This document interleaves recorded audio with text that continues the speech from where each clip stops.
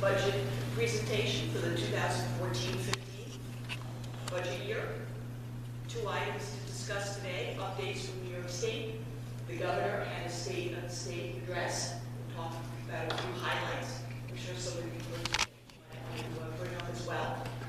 Then we'll talk about expenditures. This is again the beginning of the budget cycle. The first budget that I present is what we call the rollover budget. So here are the highlights. At 2 o'clock today, the governor did his presentation.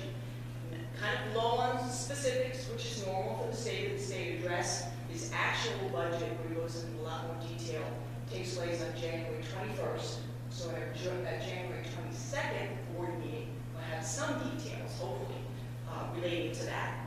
The highlights from the governor's address, they've been leaking, if you will, some of the key items. The universal full-day pre-kindergarten is an area that has been discussed. Many schools already have pre-K, so do we. Ours is currently a half-day. He's talking about all school districts offering universal all-day for all 4-year-olds.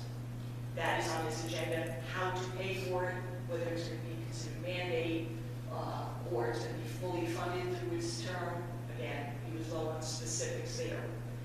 The next item related to education was Smart Schools Initiative. Now, this will be a bond referendum. I believe it was $2 billion is what he was discussing.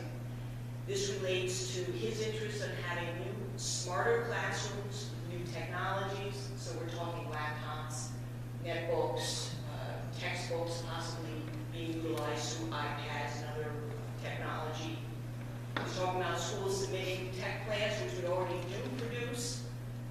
But the fact that he mentioned a tech plan for approval, I wonder if maybe this might be one of those grant-type initiatives where we would be competing for this program. So again, we don't have a lot of specifics until we do. We're all going to be guessing what he meant by that. Property tax relief, this has been his mantra since he was elected. His Education Commission has recommended that property taxes be frozen for 2 years. The idea is year one, if schools, towns, counties all stay within the tax cap, remember the tax cap is not always 2%, but if we stay within it, any additional taxes incurred by the homeowner would be picked up through the state. That's the premise behind the squeezing for 2 years. The year two would be the same as long as the town, communities, villages, counties stayed within the tax cap and could recognize efficiencies through consolidations. Once again, the state would pick up the difference between what the community member was paying on property taxes and any increase that would be incurred. More education aid. This was unfortunately lacking from his speech as far as specifics. He didn't use the words more education aid. He did discuss expanding education or providing support to education, but there were no numbers. He didn't say increased aid. However, some of the scuttlebutt, if you will, leading up to this was that he had said 4%. We've heard he's discussed 5% behind closed doors, and with that, possibly the legislature would come out with more than what he's discussing, so it could be as high as 6%. So I have a big question mark here, anywhere from 4 to 6%. It is an election year, so this is an opportunity to offer more to schools in our case. The concern that many of us have is what you can give, you can take away. So 1 minute we have a deficit, next minute we have a surplus, 1 minute we have increased aid.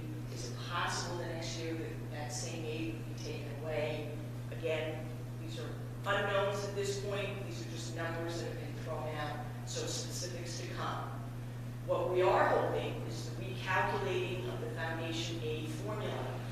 Rick Timmons has brought to light that the calculations for foundation aid aren't exactly fair, especially for small districts, high-needs districts like ourselves. If they recalculated that foundation aid without any increased aid, this district would receive more foundation aid. That would be real nice. We're not hearing here aren't specific to education, but since the state is one budget, we're talking about their operating general budget, what goes to the community and what is spread around the state can be beneficial for our community and also be beneficial for our school. One of the areas is discussing reducing taxes on manufacturing businesses upstate. That's certainly a plus for our business community. At the same time, I am a little concerned if you reduce taxes, is somebody making up the difference? Is it our other communities? Is it the state? I'd like to know more about what exactly that means. Again, it's a plus for the economics, the businesses in the area, so we'll wait to hear more details. There's also tax-free zones near SUNY colleges specifically. These are areas where companies can move in from out of state or international and pay no taxes for 10 years. And that's absolutely no taxes. No property taxes, no income taxes, including the employees. So a plus, certainly to encourage business to come to New York. I think that's a good idea. The net would be what happens to those taxes that aren't being paid here or others picking up the slack as it relates to that. There are many, many other things. I think there wasn't a group in the state that isn't benefiting from the governor's address. He talked about many other opportunities, and again, the specifics of those will be unveiled as we get closer to January 21st. Anyone else hear anything in the news regarding the state address? Okay, I think those were the key ones. So moving on to the 14-15 expenditure budget. This is a rollover budget. It's currently at $22,624,963, or a 3.15% budget-to-budget increase. So our existing budget is compared to the new budget will be 3.15% higher, just looking at a rollover budget. So what's a rollover budget? We take all the known expenditures. In our case, we know what our debt is going to be. Our debt payments are planned out over the next 15 to 20 years. So those are put in there. If we have known contract obligations, those are in there. But not all obligations are known. They evolve through the year. Sometimes we never know, and they just hit us later on. So we project those contractual obligations. Health insurance is one of those that we are unknown at this point, but we put a projection. I currently use 12%. Pension costs, we have some idea what pension costs are. The state gives us a range, but we don't have specifics as of this point. BOCES is another one of our large expenditure items. It's based on usage, so we have some ideas of what our usage is going to be, but we won't know exactly until time goes on. Well, we do know a few things about current conditions as it relates to expenditures. We have higher utility costs. We know we're paying higher for diesel fuel, for heating fuel. I think everyone is experiencing that, so we will budget accordingly.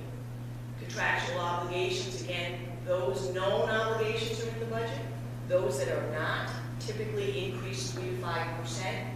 That's in the rollover budget. ERS and TRS, we know it's somewhere between 17 to 20% of salaries. That's in the rollover budget. Health insurance, not only do we have expenditure increases associated with usage, but we also have taxes and fees associated with the Obamacare Act. So that's why I used 12%. Last year, the impact of the taxes and fees was 3%. That was only for a partial year. I'm expecting it to double. So just the taxes and fees will be 6%. I think we can expect another usage 6%. So again, I'm using 12% for that expenditure. Rate of inflation, this is kind of a funny calculation. We're currently estimated to be at 1.4%. Those of us who've gone to the grocery store, the gas pump, I'm not seeing only a 1.4% increase. We're seeing certainly a lot more than that. So rate of inflation, actual versus what you experience or what's being calculated, we have two different numbers. And we have really started to see rate of inflation increasing at the rate that it could be over time. So that's included in the budget, the rollover budget right now as well. During our last meeting where I presented what I called a revenue budget for longevity. Leading up to this point, we spent a lot of time trying to get our budget within certain parameters, and we were looking at cutting programs and staff. We are not on that track now, at least that's not our expectation at this point. So what would a budget look like if we were planning for longevity? Now, longevity means how to live within our means and don't draw down our savings account. Those reserves are what we need to be able to use in the long term. So what would that look like? Well, for 13-14, we certainly put that into play with the existing budget. For 14-15, we've estimated state aid of 2%, local tax levy of 2%. Again, that's what the tax cap uses. It may not be exactly 2%, but that seemed a good number to work with. All of the revenues remain the same. And the last two categories of the appropriated fund balance and the applied reserves are slowly decreasing. We want to reduce our reliance on both those revenue items. So taking that into account, a longevity revenue budget would be $22,184,000, give or take. That's a budget increase of $401,000. That's about the parameter we want to stay within if we want to take this longevity track. You can see right below is that rollover budget that takes into account known and projections. That's an increase, I don't know if you can see it very well, it's in yellow here, of $691,000. So already, just with the rollover, we're $300,000 above where we need to be. That's what we'll be doing over this budget cycle. Each board meeting, we're going to discuss a different department, get more specifics related to a contractual expense, and try to fine-tune this 691 so we get at or close to the 401,000 increase to be able to stay within that longevity. That's my goal going forward. Of course, as the board starts to prioritize, Steve starts to prioritize, then we'll see what that number might be. And maybe the state either eliminates that gap elimination or gives us more foundation aid. We might be able to adjust accordingly in that way. This is a slide I started when I first started working here because over the course of a budget season, a lot can change. And I think it's helpful to see where you start and where you end up. So 2013-14 adopted budget, $21,000,009, just short of 22. The current rollover budget is $22,000,006. That's a 3.15% increase. As we bring departments and buildings and various information to the board for discussion and review, that number should go down and we get closer to that longevity revenue. Our next budget presentation will be on January 22nd. At that point, we will know the governor's budget. We may even at that point have specific state aid runs, which will tell us category by category what our aid is going to look like. We can fine-tune our revenue and expenditure projections. And Kristen Butterer, our athletics director, will be presenting the athletics, or beginning with the athletics budget for review. Some dates we're going to be discussing a lot for the budget. It's a budget hearing. The hearing is May 13th at 7 o'clock. That will be held in Ovid. That's an opportunity for the community to come hear the final budget in detail and be able to ask questions as they wish. The actual statewide budget vote is Tuesday, May 20th. It will be held right here in Interlake, right in this auditorium, from 1 to 8 p.m. Any questions?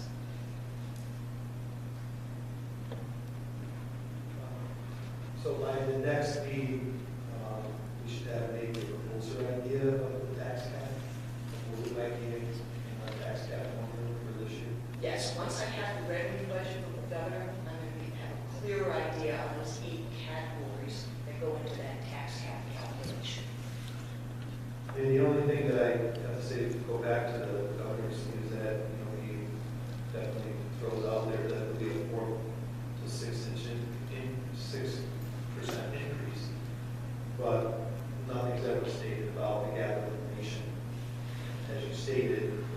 there's a chance that they can be taken away just as fast as it's getting to us. So it'd be nice to know more what he's talking about in more detail, that's for sure. Any other questions for Naomi? Move on now to receiving reports. Thank you, Naomi. To the superintendent's report.